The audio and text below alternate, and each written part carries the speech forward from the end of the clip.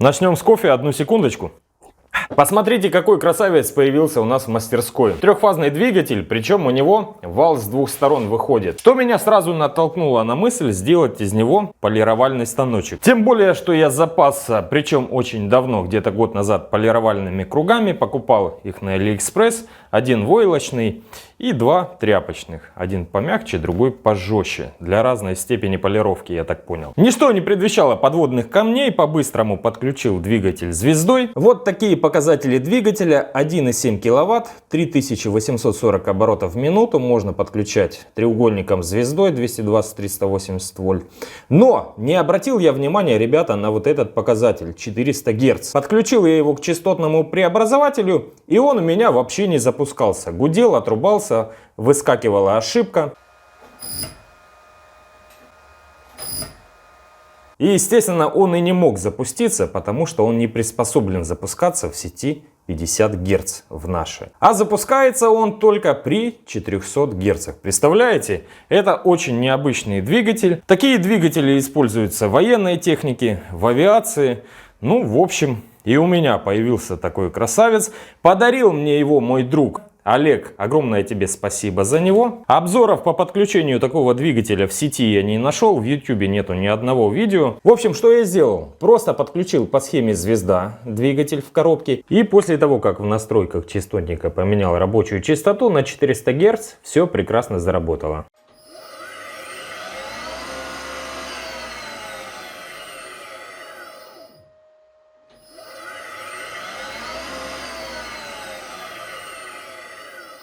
Собрал импровизированный небольшой стендик для замера оборотов. Ну и давайте это сделаем.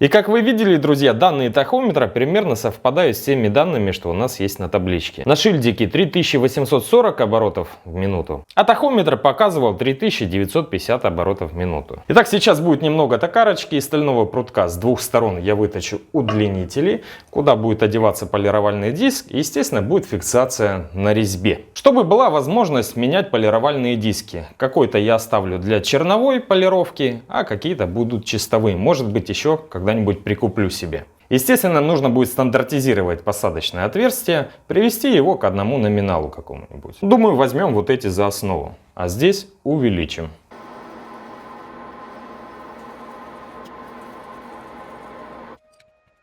Сейчас хочу усовершенствовать подачу СОЖ, поставить вот эту трубку, которая очень удобно гнется, и можно в любом положении ее фиксировать. Выточил переходник из латуни. К нему будет прикручиваться кран, и мне остается только спаять с медной трубкой.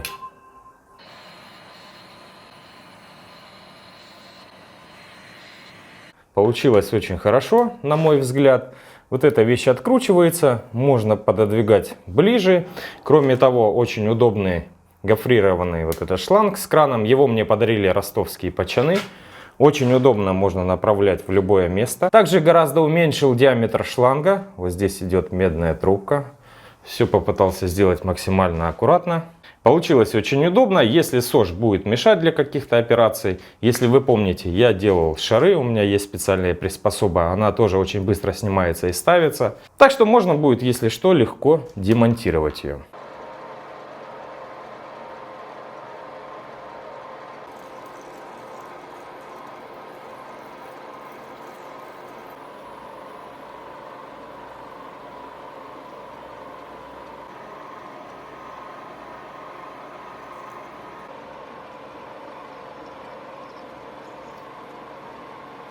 Проверяю калибром.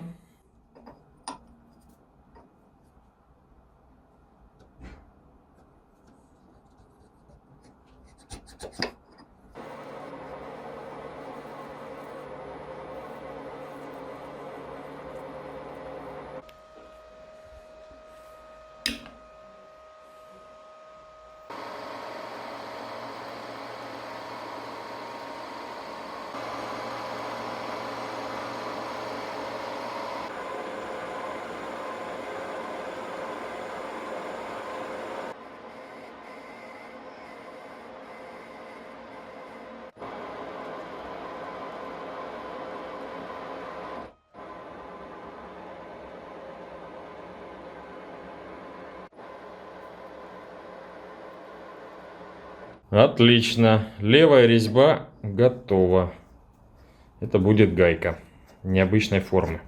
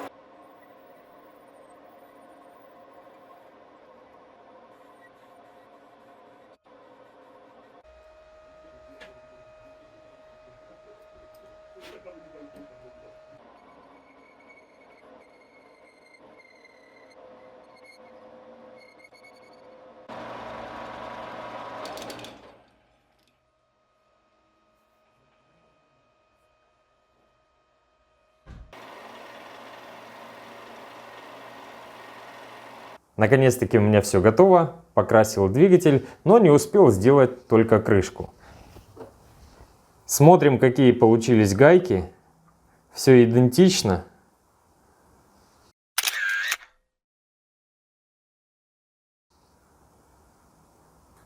Одна с левой, другая с правой резьбой. Уже установил валы, естественно, тоже с разными резьбами. Здесь с левой, здесь с правой. Двигатель будет крутиться в эту сторону, и чтобы гайка работала на закручивание. Я специально выточил валы такими длинными, чтобы в будущем, если мне захочется, можно было поставить несколько таких полировальных дисков. Здесь помещается 3. Ну а пока у меня один, и чтобы все надежно фиксировалось, я выточил вот такую проставочку. Можно фиксировать. Угу. Не та гайка. Кручу, верчу, а она все не закручивается. Все, один на месте. По такому же принципу устанавливается второй. Вот обратите внимание, этот полировальный диск тряпочный гораздо плотнее, чем первый белый. Наверное, он для более грубой полировки. Также предусмотрены отверстия. При необходимости очень легко откручивается все. Я пока еще не определился, где его установить. Может быть, сделаю для него основание, ногу. А может быть, я его прикреплю прямо на стену, на лапы. Поехали!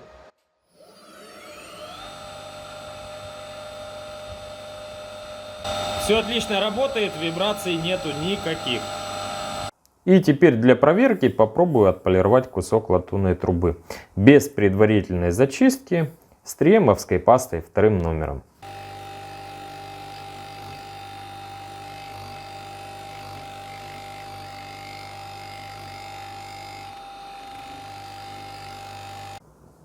Итак, друзья, ну что я могу сказать? Станочек отлично себя проявил. Все прекрасно работает.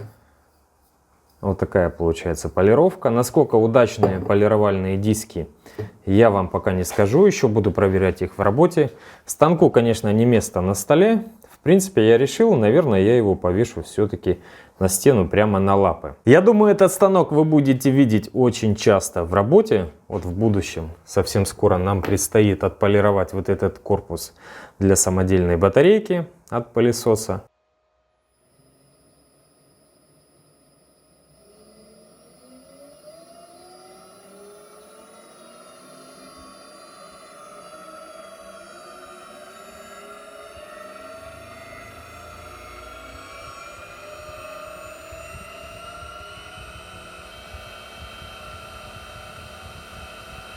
Ну и для самых терпеливых бонус, как и обещал, повесил станочек на стену. Кстати, очень удобна такая высота.